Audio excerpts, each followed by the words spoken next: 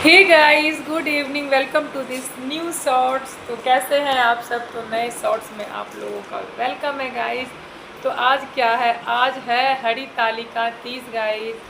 आज के दिन सुहागनें पूरे सज धज के तीज व्रत करती हैं, वो भी निर्जला गाइस, पानी की एक बूंद भी नहीं।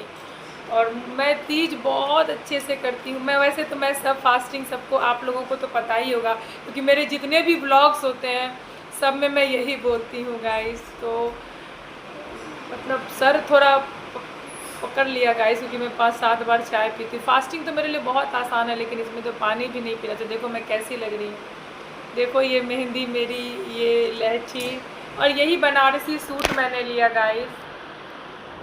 ये बनारसी सूट मैंने लिया। वैसे ब्लॉग में मैं अच्छे से दिखाऊंगी। तो चलिए, आप लोग कैसे हैं? मस्त है, स्वस्थ है? तो मिलते हैं अगले शॉर्ट्स में, तब तक बाय बाय।